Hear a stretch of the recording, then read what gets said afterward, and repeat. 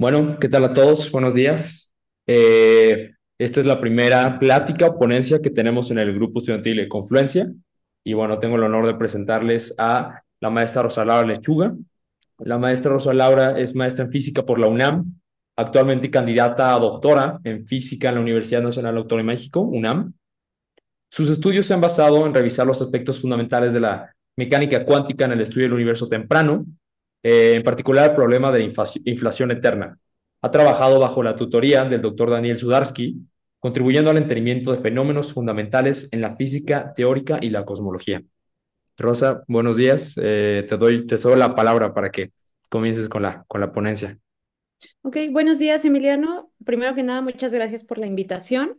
Y a continuación, como ya lo mencionaba Emiliano, les estaré contando sobre aspectos fundamentales de mecánica cuántica en el contexto de cosmología. ¿Qué quiere decir esto? Vamos a ir revisando dos temas en específico. Voy a compartir pantalla. Entonces, me avisas, Emiliano, por favor, si se visualiza. Em, Sí, por supuesto, yo te aviso. y únicamente vamos a poner el full.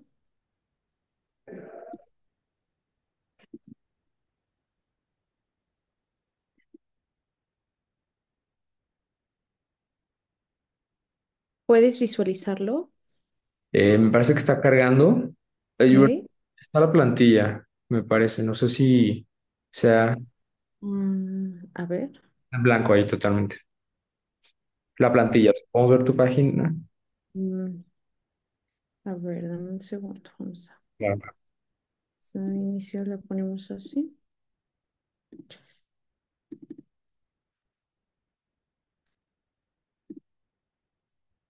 ¿Ahí lo ves?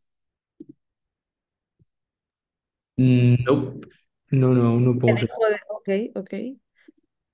¿Aquí? Ahí ya la podemos ver. Sí, ahí ya la podemos ver. ¿Está en full?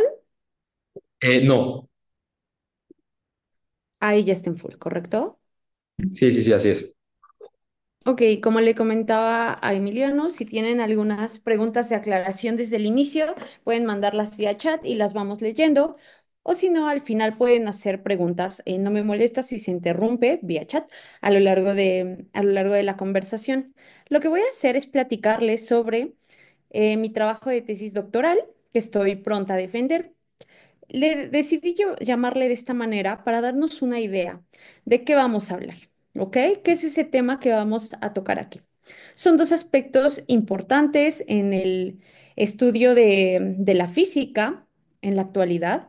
Uno es la mecánica cuántica. De hecho, este es el Año Internacional de la Mecánica Cuántica. Se conmemoran 100 años desde la postulación de las ecuaciones, 199 aproximadamente. 99 desde la ecuación de Schrödinger y 100 desde la mecánica de Heisenberg. Entonces es un buen año para hablar de mecánica cuántica y cómo se ve esto en los aspectos de la historia del universo. ¿Ok?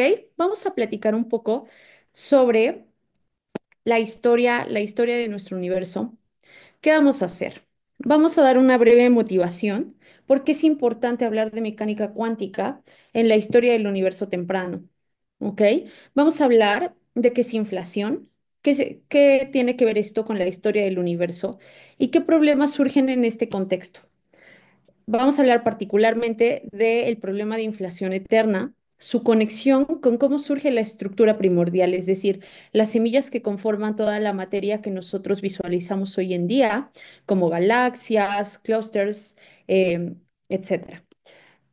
De aquí vamos a dar un pequeño brinco hacia los aspectos de mecánica cuántica. ¿Qué es la mecánica cuántica y qué problemas tiene? Finalmente, les voy a presentar la manera en la que abordamos todos estos aspectos de manera sintetizada para dar una propuesta con una teoría distinta. Entonces, voy a comenzar contándoles que a lo largo de, a lo largo de la historia, de hecho, la cosmología es un área muy vieja, podemos atribuirla desde la era de Copérnico. La gente ha tratado de estudiar el universo a gran escala. Así podemos definir la cosmología. Es el estudio del universo a gran escala. Y uno de los pilares en esto es la relatividad general. No es la única o el único tópico que esté involucrado en la cosmología, pero juega un papel central. A lo largo de la historia se han propuesto distintos modelos cosmológicos y en algún momento la gente notaba que cuando medía la temperatura del universo en distintos puntos, con distintos ángulos a lo largo de la esfera, veía que la temperatura en distintos puntos coincidía bastante. ¿Qué quiere decir esto? Uno sabe de cosmología que el universo a gran escala y en una aproximación en la cual estamos considerando escalas muy grandes, podemos decir que el universo es homogéneo y es isótropo. ¿Qué quiere decir esto? Que yo puedo mirar desde cualquier punto que todo se ve de manera idéntica en todas las direcciones, ¿correcto? Entonces, la gente iba y medía la temperatura en dos puntos extremos y pensaba, ¿por qué estos puntos difieren hasta una cierta cantidad? Y a pesar de ello, la, uno esperaría, aquí vamos a, esto es muy platicado, pero es importante acotar que todo esto se puede demostrar matemáticamente y se corrobora con las observaciones, ¿ok? Resulta que estos puntos en el universo no tendrían por qué estar correlacionados. Entonces, la gente no sabía qué estaba pasando, porque dos puntos que hoy parecen alejados tienen una temperatura tan similar que difiere hasta cinco ceros después, es decir, si yo tengo uno aquí, es 0.00001 y 0.00005, dos, un número distinto, pero hasta la quinta cifra después del punto decimal. ¿Por qué? ¿Por qué ocurría esto?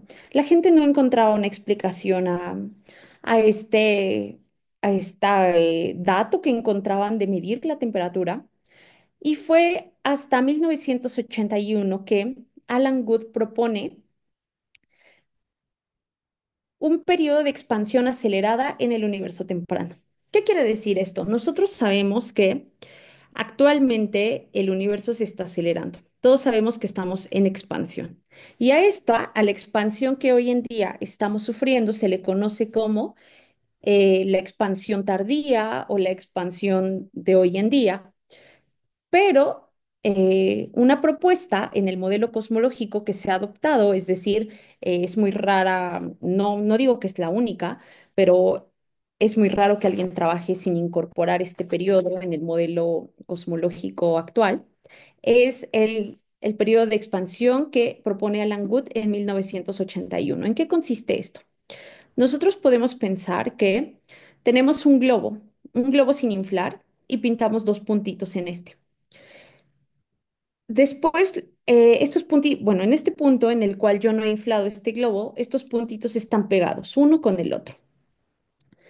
Si yo inflo este globo, estos puntos claramente van a quedar alejados uno del otro.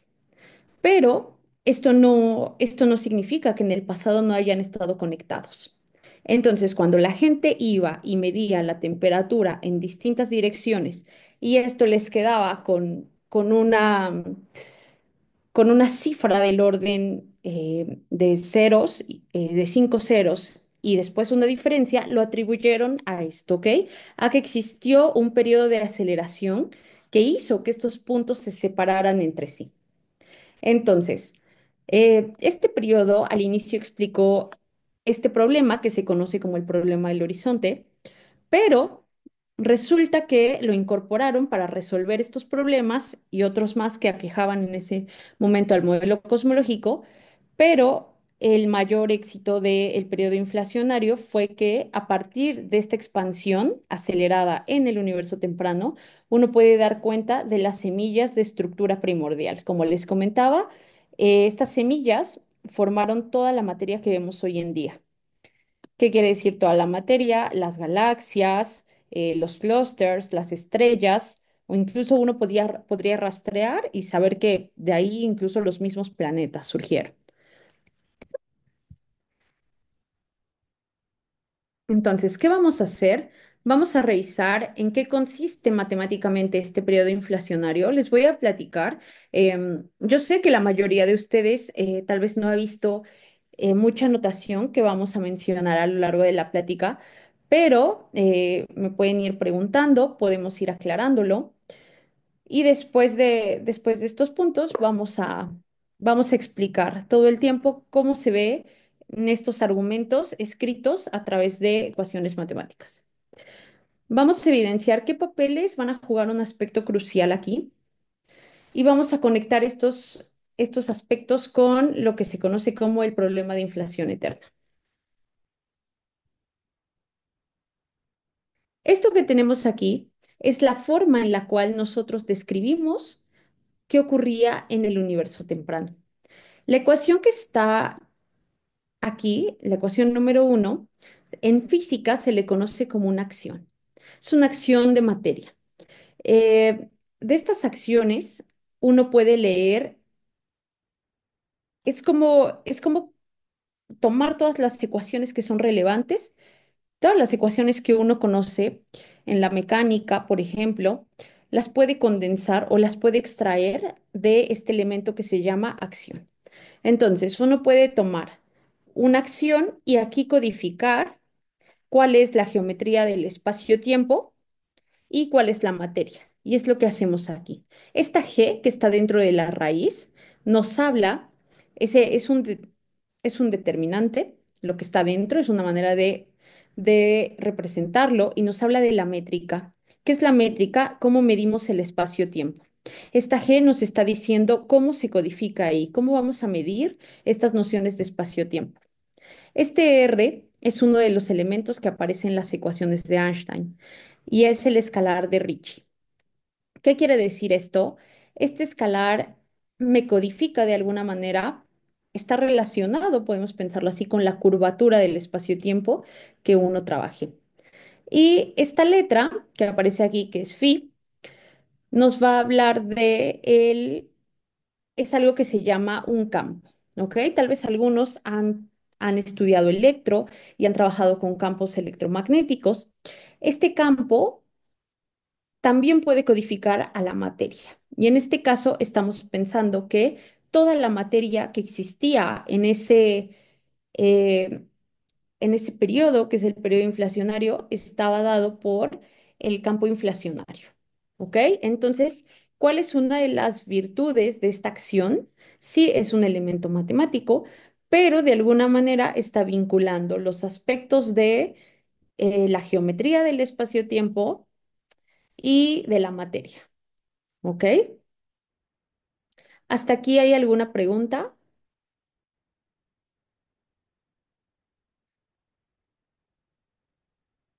Me parece que si quieres con las preguntas las dejar en el chat y podemos terminar con ellas.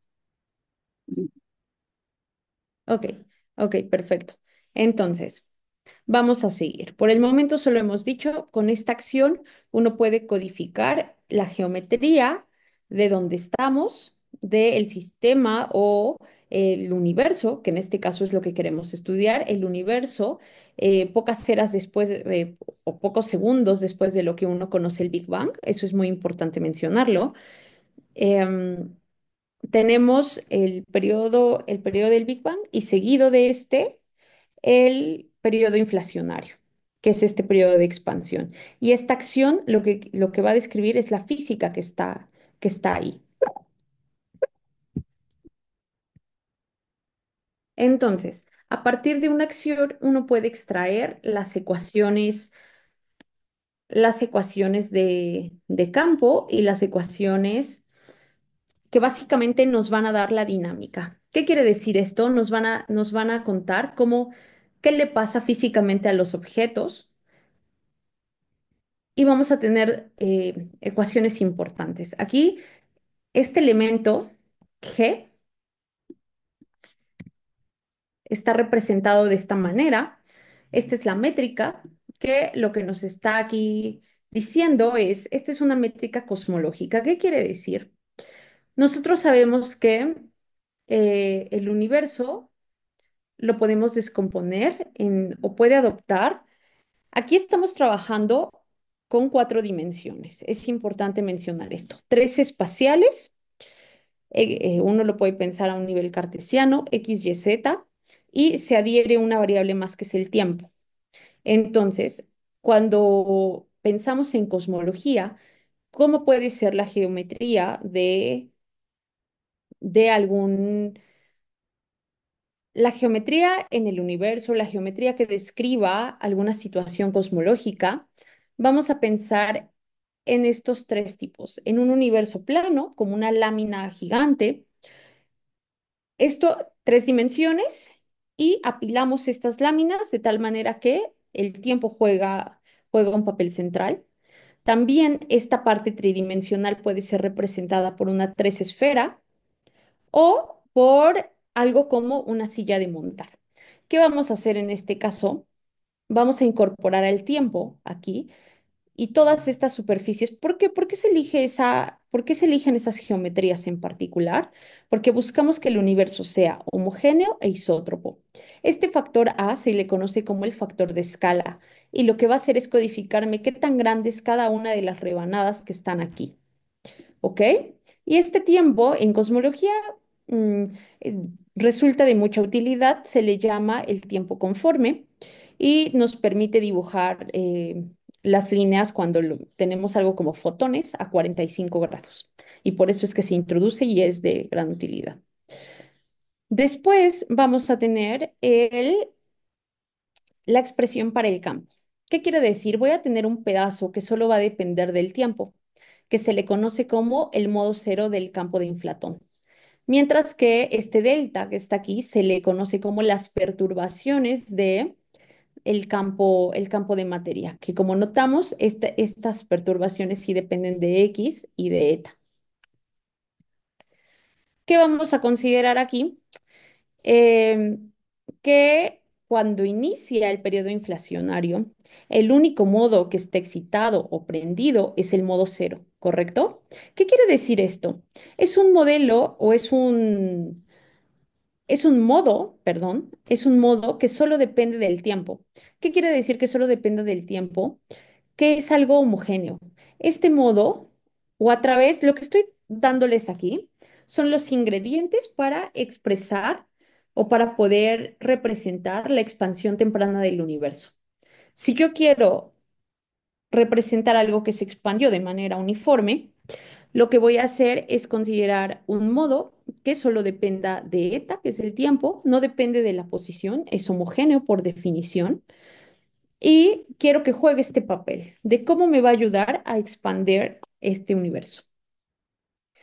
Y aquí algo muy importante que no mencioné es que este B, como muchos de ustedes estarán familiarizados, es un potencial. Es un potencial que se mete a la acción. ¿Qué quiere decir? Yo tengo por un lado cuál es el campo, que es phi en sí mismo, y tengo un potencial asociado. Este potencial asociado, en este caso, en esta acción en particular, no siempre representa lo mismo, pero en esta acción va a jugar un papel fundamental. Va a jugar como una constante cosmológica. ¿Qué quiere decir esto?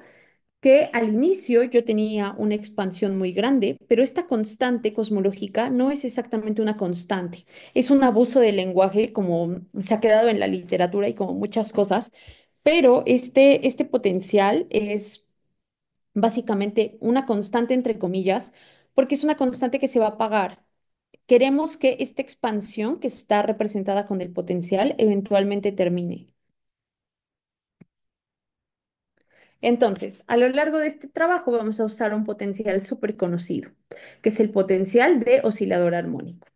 En este caso, si ustedes ya vieron oscilador, si se dan cuenta, en lugar de tener la posición, tenemos el campo. En lugar de tener, tal vez, me pueden decir, oye, aquí donde está acá, tengo la masa, ¿ok?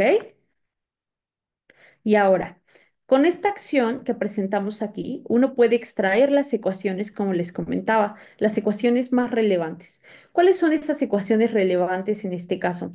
Son una ecuación para la geometría del espacio-tiempo, que ya después de hacer simplificaciones y sintetizar, uno puede llevarla a esta forma, que es la ecuación número 4, que no, realmente es la ecuación de Einstein aquí.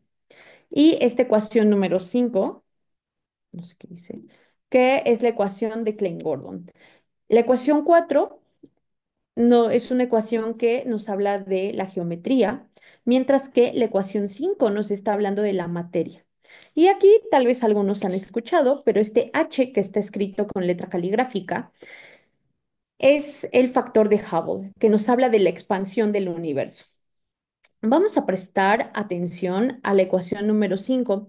La ecuación número 5, no sé, tal vez estoy yendo, no estoy muy segura de si alguno de ustedes lo ha visto.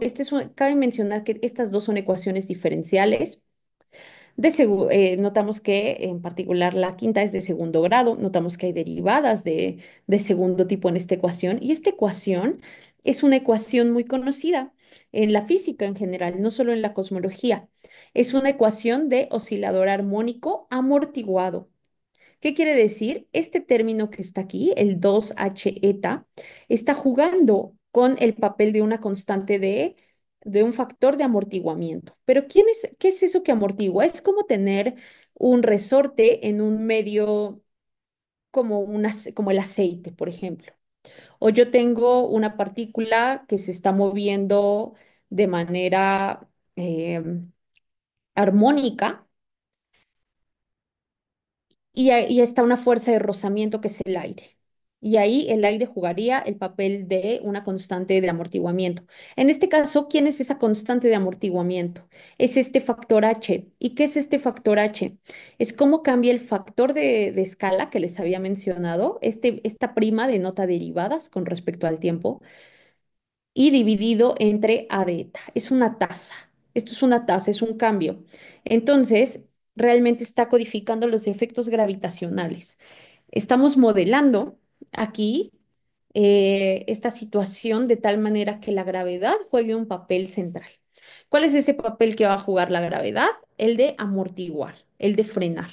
Entonces, ¿qué va a parar esa expansión en el universo temprano? La gravedad misma. Y aquí vamos a ver qué pensamos. Esto es un campo. Cabe mencionar que los campos uno los piensa como distribuciones, no son partículas, pero aquí esta ecuación la estamos dando para el modo cero del campo. Es un modo en específico. Podemos pensar en estos modos como todos los modos que tenemos de un oscilador armónico. Nos quedamos con uno de ellos, con el de frecuencia más baja, y para este modo escribimos las ecuaciones de la dinámica. Entonces, en este caso vamos a tener condiciones para este modo, que esquemáticamente lo pensamos como si fuese una partícula. No lo es, sabemos que no es una partícula, pero vamos a buscar qué ecuaciones tiene su dinámica. Si por un momento lo pensamos esquemáticamente como esta partícula. Y veamos. Entonces tenemos el modo cero. Bueno, este periodo se va a llevar a cabo con unas ciertas condiciones, es lo que queremos decir. ¿Cuáles son esas condiciones? Que el modo cero se piensa va a alcanzar su velocidad terminal. Esto debe sonarles de sus clases de física. ¿Qué significa que yo tenga la velocidad terminal? Que la, la gravedad, si yo tengo una partícula bajo gravedad con una fuerza de fricción, va a llegar un momento en el cual estas dos fuerzas se igualen y por ende la segunda derivada con respecto al tiempo es cero. ¿Ok? Aquí únicamente tomé dos tiempos. En cosmología, dos tiempos que juegan un papel central son el tiempo físico, el tiempo conforme, que es con el que veníamos trabajando. El tiempo físico es el tiempo que experimentaría un observador un observador comóvil en esta situación. Aquellos que caen con, moviéndose por trayectorias mínimas. Y cuando tomamos aproximaciones físicas, nos tenemos que cambiar las variables a tiempo físico para saber o tener intuición de qué está pasando ahí. Este potencial, como les comentaba, juega el papel de una constante cosmológica que queremos que se apague. Pero vamos a pensar que al inicio de inflación, déjenme ir a esta imagen para tener algo tangible. Esto que está aquí en el eje Y es el potencial, ¿ok? Y entonces, por un momento ignoren las palabras, por favor. Vamos a imaginar que todas estas pelotitas, esta pelotita representa el modo cero del inflatón. Al inicio empieza a rodar en el punto más alto del bowl y a lo largo que pase o conforme pase el tiempo, esto va a decaer hasta que llegue al mínimo y se acabe esa constante cosmológica. Esa expansión acelerada en el universo debe terminar. ¿Ok? Y es lo que tenemos aquí en la segunda condición, donde dice el potencial de inflación es o del inflatón, es muy grande, B de phi, al inicio, en ese punto máximo que les mostraba, y esto nos hace o nos permite regresar a nuestras ecuaciones, y si ya dije que V va a ser muy grande, ¿qué vamos a hacer? Vamos a despreciar donde tengo V y tengo derivadas, voy a decir que este potencial domina sobre los términos cinéticos y nos permite hacer manipulaciones despreciando este término. Y con ello obtenemos cuál sería el desplazamiento de este modo cero a lo largo de este potencial. Es decir, cómo fue esta ecuación que está en 8. 7 me está hablando de la velocidad con la que rueda y 8 me está hablando del desplazamiento que este modo cero del inflatón llega a sufrir. El desplazamiento es tal cual, como podemos visualizarlo aquí, cuánto puede ir descendiendo esta partícula a lo largo de este potencial. Es calcular ese desplazamiento a través de la ecuación número 8. Luego, esto era lo que se tenía hasta 1981. Creo que hay preguntas. Vamos a... Ok. Ok, sí, las preguntas que hacen en el chat son sumamente interesantes. Vamos a ir una por una. Y gracias por hacerlas. Tenemos dos tipos de tiempo, ¿correcto? Esta, esta métrica, este elemento de línea de la métrica que mencionábamos, nos está hablando de representar todo con un tiempo que se llama el tiempo conforme, que nos permite de alguna manera dibujar, ay, aquí no puedo pintar, pero bueno, no importa, de los fotones a 45 grados, como dos crucecitas. Y es muy útil para hacer diagramas y principalmente para hacer cálculos. Pero el tiempo físico es el único cambio es. Déjame ver. Aquí puedo pintar. Creo que puedo compartir. No, creo que no puedo. Ok, no importa. El tiempo físico, así definido, es el que sentiría un observador con móvil. El único cambio entre tiempo físico y tiempo conforme es uno entre A de eta. Uno viene multiplicado por A de eta. Es la única diferencia en términos de una expresión, pero a nivel conceptual, como les comentaba, el tiempo físico es el que experimenta un observador en caída libre en esta geometría. Y ese tiempo físico no lo tengo escrito aquí, pero cuando voy y hago las aproximaciones de cuál es la velocidad terminal de este modo cero del inflatón, lo regreso a tiempo físico. ¿Por qué lo hago? Porque todas las situaciones de interés, a donde quiero hacer aproximaciones, a donde quiero estudiar qué pasa con la dinámica, para que yo pueda intuir o llevarlo a el lenguaje que nos es familiar, en la física tenemos que escribirlo en términos de estos observadores que irían bueno, no observadores, sino en el tiempo que sufriría uno de estos observadores en caída libre. No sé si más o menos quedó claro. Y lo otro es muy importante, que alguien preguntaba también, si todas estas ecuaciones, que parecen como sacadas de la manga, tal vez uno las puede corroborar de alguna manera. Y es importante mencionar que en las áreas teóricas, uno siempre, a pesar de que tienes a veces menos formas de comprobarlo, la cosmología es un área fabulosa en ese sentido, porque tenemos demasiadas observaciones. Tenemos las observaciones de la radiación cósmica de microondas, tenemos información actualmente de también de satélites que nos están indicando, como mencionábamos, eh, la forma de las galaxias, cómo se agrupan las galaxias, y con estos mapas uno puede determinar cantidades que son de interés en cosmología. ¿Ok? Tenemos muchas herramientas para llevar nuestras teorías a prueba.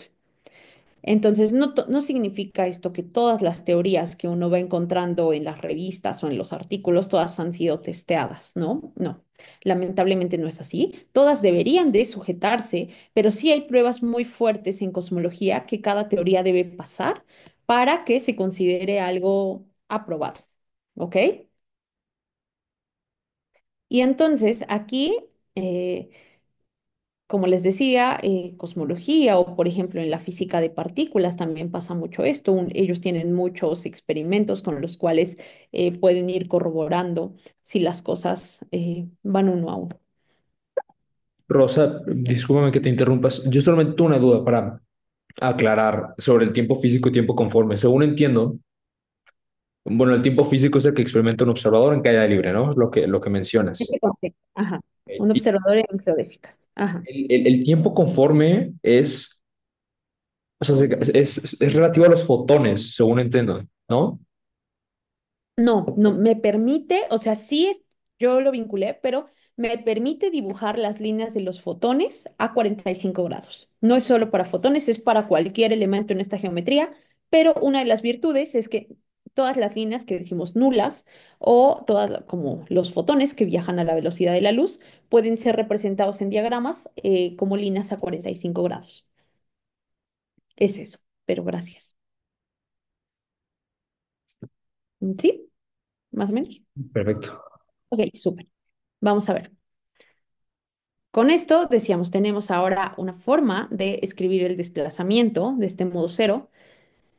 Y la gente estaba muy contenta, ¿no? Decía, yo tengo aquí este modo cero pensado esquemáticamente como una partícula que va a rodar a lo largo de este potencial, llega al mínimo, se acaba esta expansión y sigue las eras del modelo cosmológico Reheating, etcétera, etcétera. Ahora, cuando uno bueno, no uno, más bien cuando en 1981 Alan Wood propone este modelo, no pasó mucho tiempo para que encontraran objeciones o qué problemas uno podía encontrar aquí. Y uno de esos problemas fue el de inflación eterna, que les voy a platicar. ¿En qué consiste el problema de inflación eterna? En pensar que surge ahora algo llamado fluctuaciones cuánticas. Y esas fluctuaciones cuánticas la gente las pensó como pequeños golpes que le daban al modo cero del inflatón, de tal manera que éste regresaba a lo largo del potencial. Y de esta manera nosotros dijimos, bueno, este periodo de expansión en el universo temprano debe terminar, debe llegar al mínimo y ahí se acaba la expansión del universo temprano.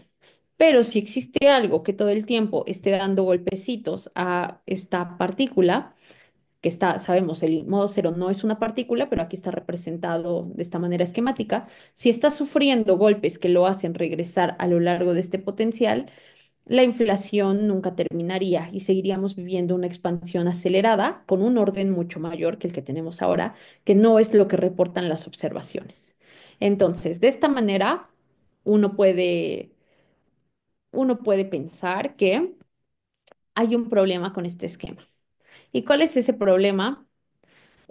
Platicado o de manera genérica, vamos a decir que estas fluctuaciones, al hacer que este modo cero se esté regresando, dañarían la historia que uno conoce y que sigue de acuerdo a con las observaciones. Por otro lado, uno tendría que queremos que, o lo que uno esperaría que va de acuerdo con lo que vemos, con lo que se reporta, de acuerdo con los satélites, telescopios y demás, es que este modo cero debe llegar al mínimo. Entonces decimos que empieza una competencia entre las fluctuaciones cuánticas y el desplazamiento clásico. el desplazamiento clásico que haría que este periodo inflacionario terminara. Esta competencia empieza a surgir y la gente lo que encuentra con ecuaciones siguiendo esta teoría es que dominan las fluctuaciones cuánticas. Entonces, si uno incorpora el periodo inflacionario, el precio a pagar es que la teoría nos dice que este periodo no terminaría y seguiríamos viviendo en una expansión sumamente acelerada o mucha gente muchas veces dice esto sería como un multiverso porque realmente hay universos a donde la inflación se acabó y nosotros vivimos en uno de ellos. Pero aquí lo que nosotros, la propuesta es, antes de ir a resolver un problema, vamos a verificar si en efecto esto es o no un problema. ¿Ok? Y aquí empiezan algunas nociones interesantes, ¿no? Que tal vez yo entiendo, podríamos haber dado, o más adelante podemos dar una plática puramente de qué es la cosmología y qué es la mecánica cuántica y luego regresan a ver esta grabación. Podría ser un resultado tal vez interesante. Pero vamos a ver, tenemos distintos tipos de fluctuaciones, de algo que está cambiando, que son fluctuaciones cuánticas, fluctuaciones estadísticas y fluctuaciones espaciotemporales. Entonces, fluctuaciones cuánticas únicamente vamos a pensarlas como el corazón de la mecánica cuántica. ¿Cuál es el corazón de la mecánica cuántica o cómo podemos llegar a pensarlo?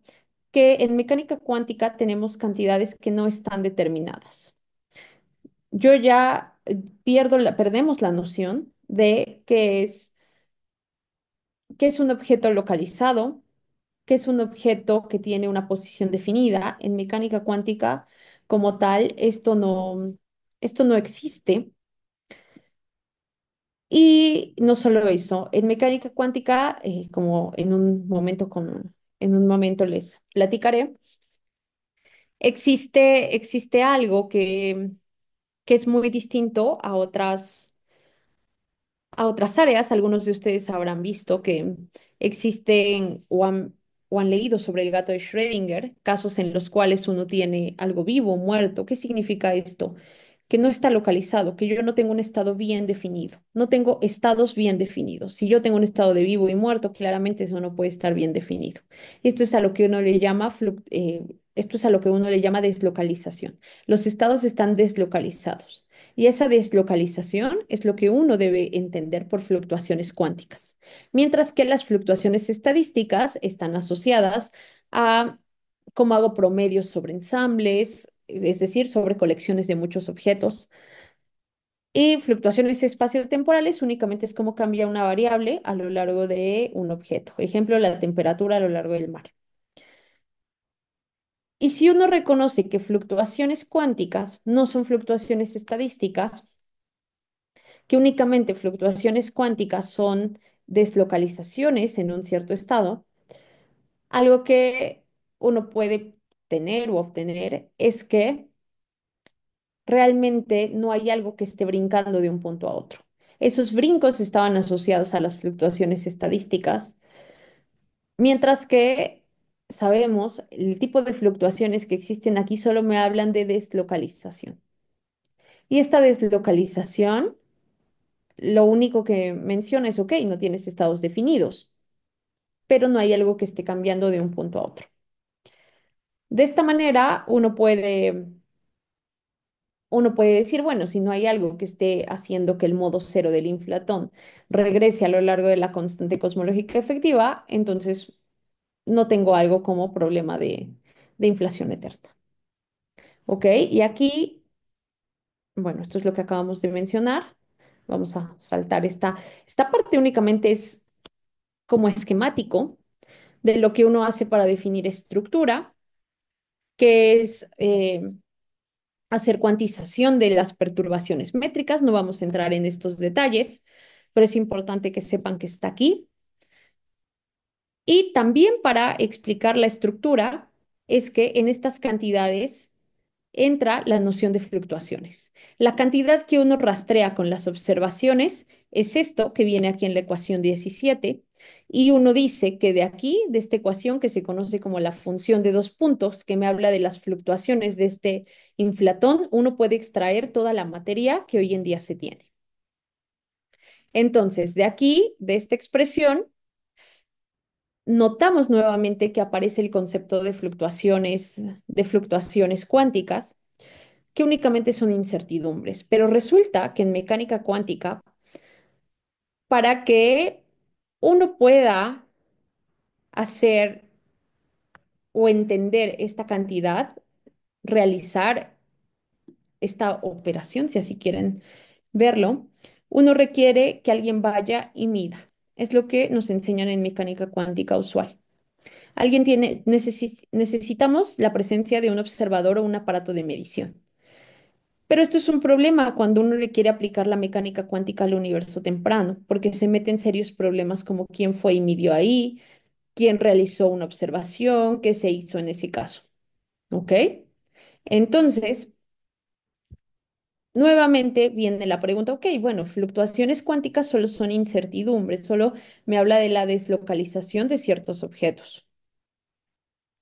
Y no me está hablando como tal de algo pensado en un brinco o algo que esté cambiando estocásticamente o estadísticamente. Pero si yo requiero un observador para ir y medir o para ir y calcular esta expresión, algún problema debe tener la teoría cuántica. Y a esto me refiero con los aspectos fundamentales de la mecánica cuántica en el contexto inflacionario.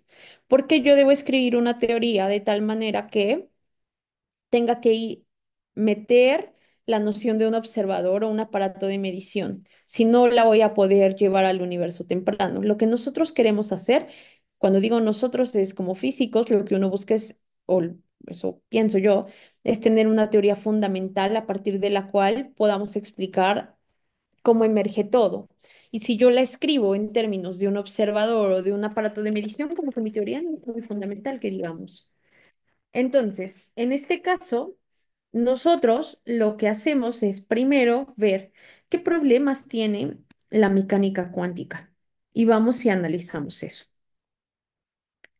Y aquí, con esto, como tal, les voy a platicar cuáles son estos problemas y les voy a platicar sobre la descripción que nosotros hacemos en este caso y va a ser, les voy a dar paso para que pregunten. La mecánica cuántica por naturaleza o desde su construcción, posee dos reglas de evolución, ¿ok? Posee el proceso U y el proceso R. ¿Qué quiere decir esto? Yo tengo un proceso que, si tú me das datos iniciales, yo te puedo decir cuál es el estado en cualquier punto. Y esto se le conoce como una evolución determinista que está caracterizada por una evolución unitaria, ¿ok? Entonces, existe otro proceso que es el de reducción o colapso cuántico. ¿Qué quiere decir esto? Que así es como uno lo aprende en los cursos de mecánica cuántica o lo que dicta la teoría usual. Cuando tú vas y mides o cuando tienes un aparato de medición y detecta, tú tienes una nueva forma de evolución que es el proceso de reducción o de colapso. Y entonces no sabemos, la teoría, así es como la aprendemos, no nos dice cuándo tenemos que usar uno o el otro.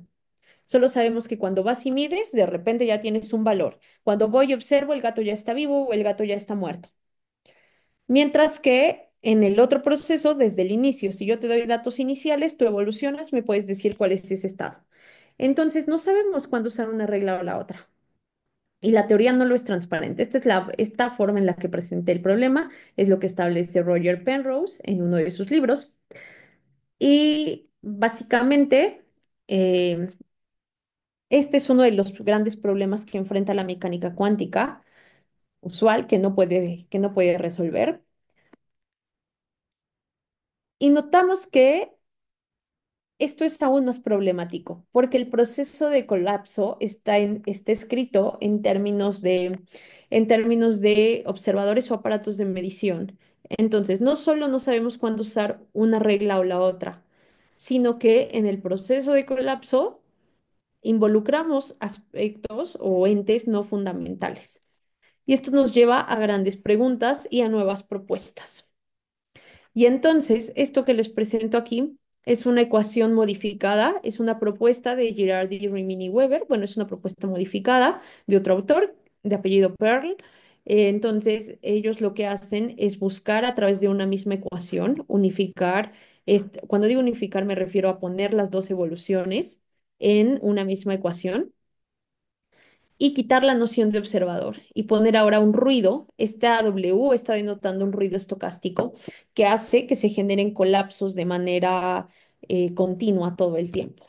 Y ya no se requiere la noción de un observador o un aparato de medición. Cabe mencionar que estas teorías de colapso son teorías en construcción, no se venden como las teorías finales, todavía tienen muchos problemas. Uno de ellos es que no se pueden poner en conjunto con la relatividad general. No hay una teoría covariante, así es como lo decimos, que unifique o que nos permita trabajar con relatividad general. Todavía no, hay mucho material, hay mucha gente que ha estado trabajando sobre esas teorías, pero al menos es un paso adelante porque ya removimos la noción de observador y pusimos estas dos evoluciones en la misma ecuación. ¿Ok? Entonces, lo que algunos autores propusieron es trabajar con estas teorías y un enfoque de lo que se conoce como gravedad semiclásica. Si yo quito este bracket aquí, tengo las ecuaciones de Einstein. El lado izquierdo me dice que es GAB, es el tensor de Einstein, muy condensado en notación de tensores, y me dice cómo se describe el espacio-tiempo, mientras que TAB me dice cómo se describe la materia. Cuando yo pongo este bracket, lo que estoy diciendo es, voy a trabajar en una aproximación, dado que yo no sé cuantizar la gravedad, o no sé cómo se cuantizará, si se va a cuantizar, ni siquiera sé eso. Lo que vamos a hacer es trabajar en un esquema en el cual solo vamos a cuantizar a la materia y la geometría se va a quedar sin cuantizar.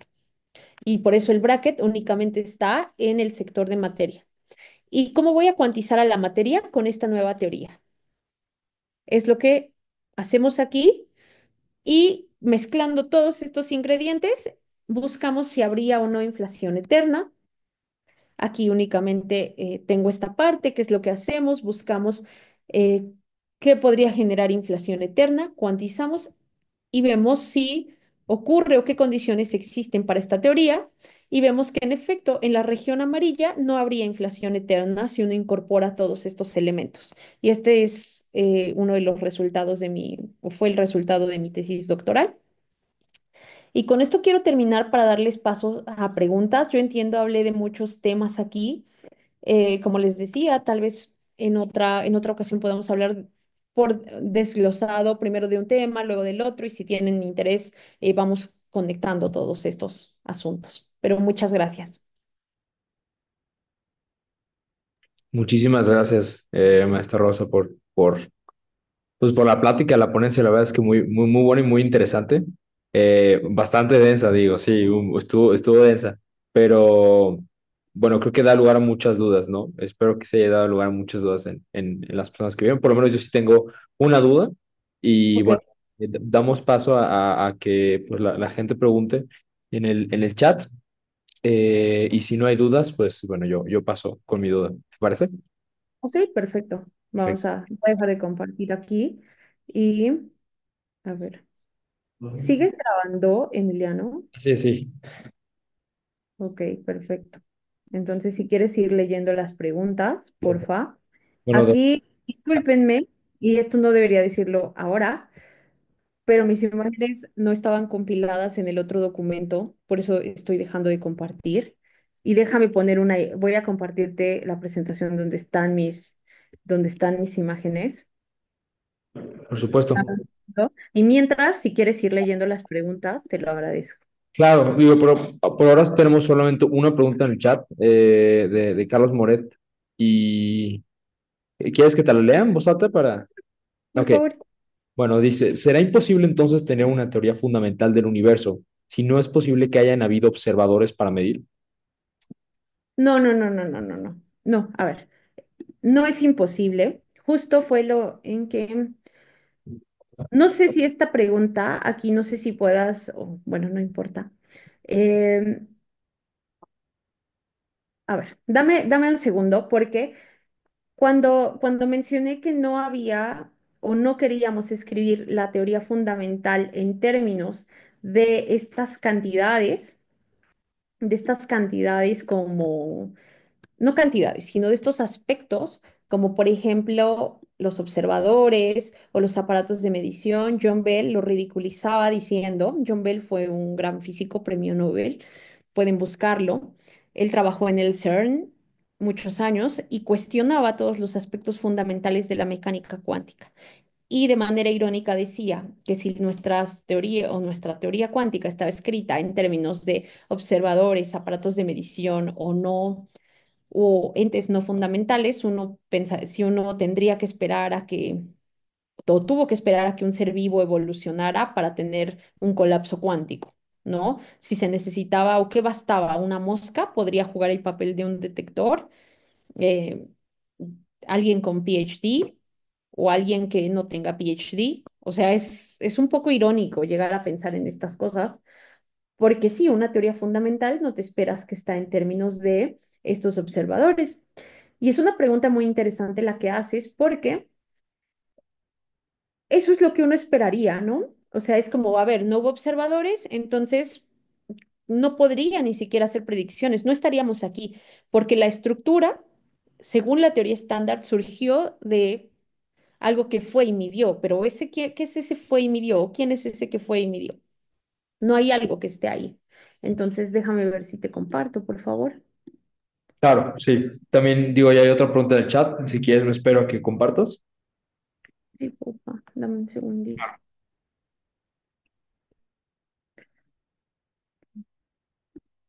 Es que es la presentación que no se visualizaba cuando inicié. Dime si ahí la ves, porfa. Sí, ahí la vemos. Ok, súper. Entonces está aquí. Fíjate, nosotros estamos, el periodo inflacionario está justo después de este Big Bang y es este periodo de expansión que comentamos. Entonces, estamos muchos años atrás, exactamente o casi exactamente 13,77 billones de años luz, ¿ok? Estamos muy, muy, muy atrás. El hecho de que estemos tan atrás, qué nos dice aquí? Nos dice que estamos en un periodo donde ni siquiera sabemos si como tal existía o sea, no había, claramente no había vida, no había seres en este punto. Empezaba a surgir todo aquí, pero, a ver, dame un segundo, déjame hacer un zoom. Si hago el zoom después, ya vi, no era la presentación. Es que si hago el zoom después, se pierde ahí. Visualizar.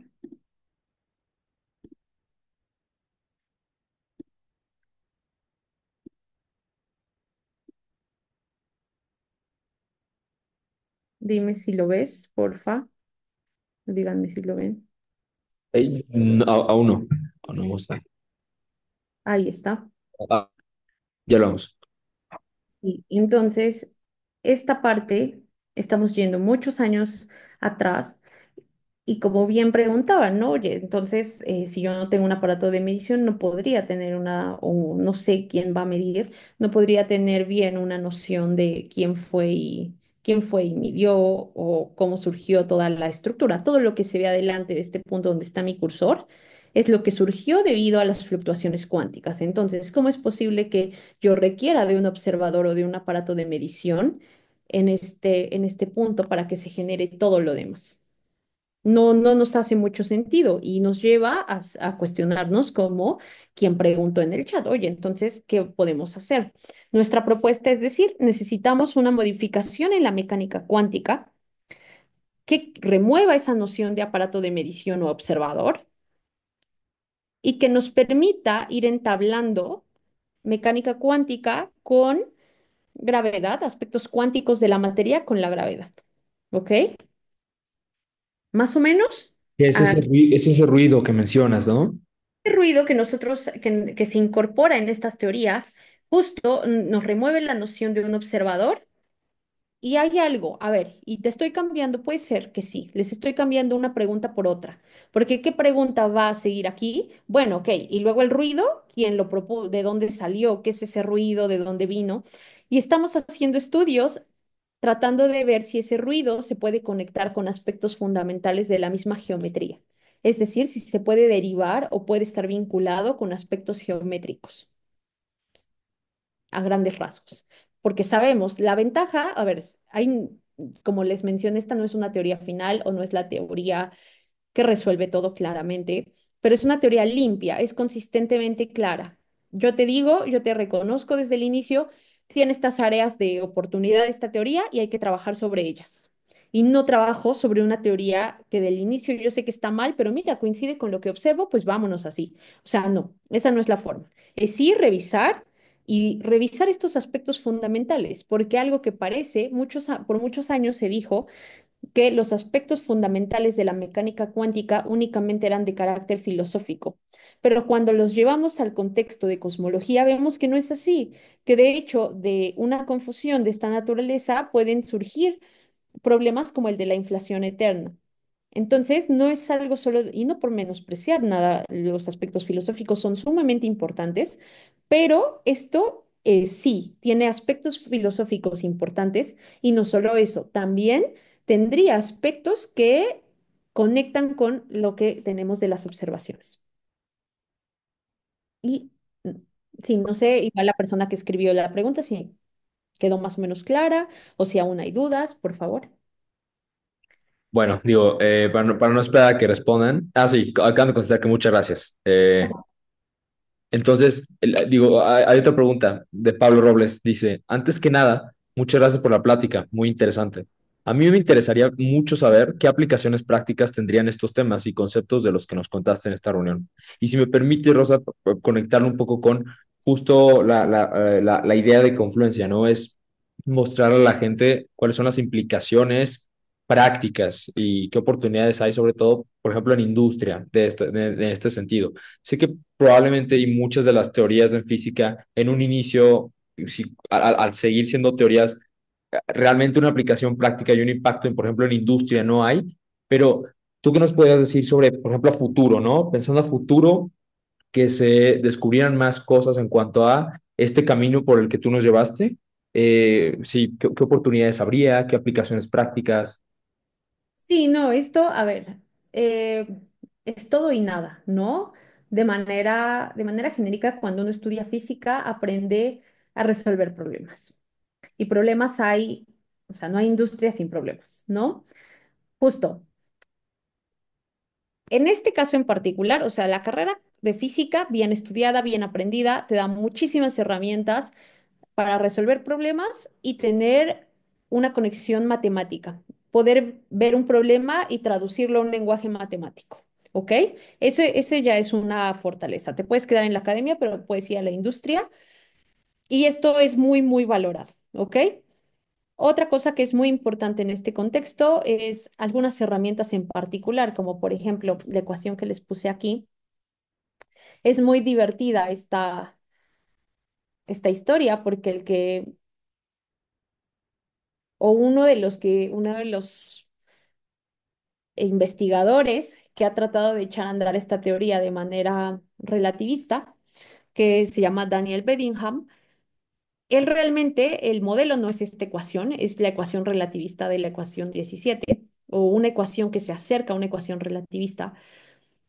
La encontró cuando estaba trabajando en el Banco de Londres. Él es una persona, es inglés y dejó un rato la academia, se fue a trabajar al banco a hacer modelos matemáticos y ahí dijo, ah, ya tengo, como el cálculo estocástico funciona mucho para muchas predicciones financieras, dijo, ya tengo el elemento que faltaba para mi teoría.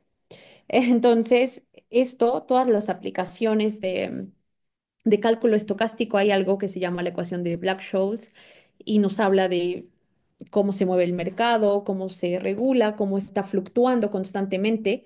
Entonces, si uno no se queda en la academia, puede extraer esos conocimientos y llevarlos a la industria. Si uno quiere vincular un poco más estos aspectos con directo con la cosmología. A ver, hoy en día también la gente que trabaja en la parte, yo estoy haciendo todo mi trabajo es teórico, pero la gente que trabaja desde un enfoque de analizar datos lo hace desarrollando inteligencias artificiales. Entrenan redes neuronales Entonces, ahí realmente esas redes neuronales están sirviendo para analizar datos de la cosmología, pero más adelante esto se puede vender y puede terminar para una nueva versión de inteligencia artificial para entrenamientos más sofisticados. Entonces, todo lo que parece no tener una aplicación directa, si tú me dices, oye, ¿a dónde aplico bueno, es inflación, pero no es la inflación, no es la inflación del mercado, ¿no? Pero ¿a dónde voy y lo aplico en el día a día? Así directo, por eso les digo, es todo y nada. Directo te puedo decir, ok, parece que no hay nada, pero cuando uno empieza a rastrear aspecto por aspecto, ves que hay demasiado, ¿ok? Vale, perfecto. Ya no hay más preguntas en el... Entonces, digo, creo que es mi turno de hacer mi pregunta. Yo, Ok, Rosa, la pregunta que tengo es sobre, digo, llegué a escuchar en algún momento sobre la teoría del universo cíclico, ¿no?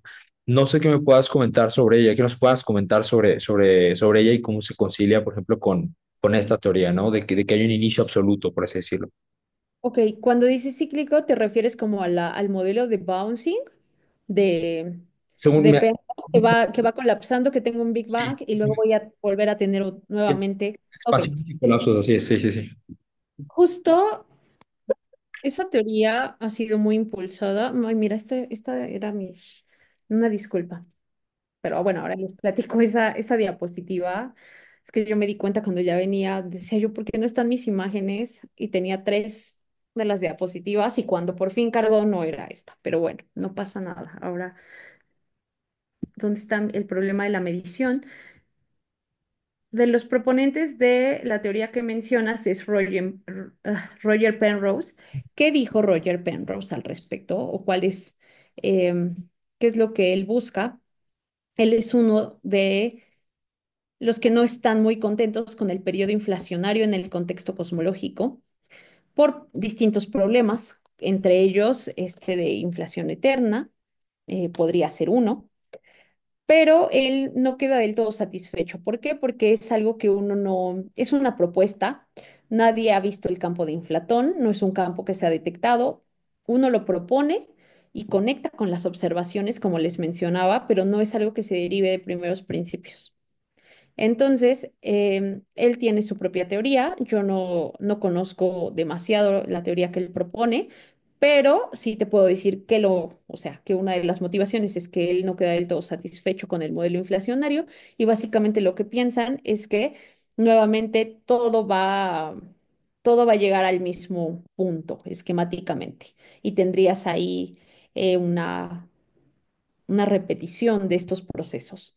Entonces, no voy a ahondar en más detalles porque no conozco todos los aspectos de esta teoría, pero pues hasta cierto punto no tenemos esta evidencia con las observaciones de que todo va a volver a colapsar, ¿no? O todo va a volver a reducirse. No en colapso, no en un colapso cuántico, ¿no? No me estoy refiriendo a eso, sino a todo el modelo de Big Bouncing, que muchas veces suelen llamarle. Entonces, aquí nadie lo ha o no lo hemos visto, no hay evidencias, hasta donde yo entiendo, no hay evidencias fuertes de que esto vaya a pasar según las observaciones.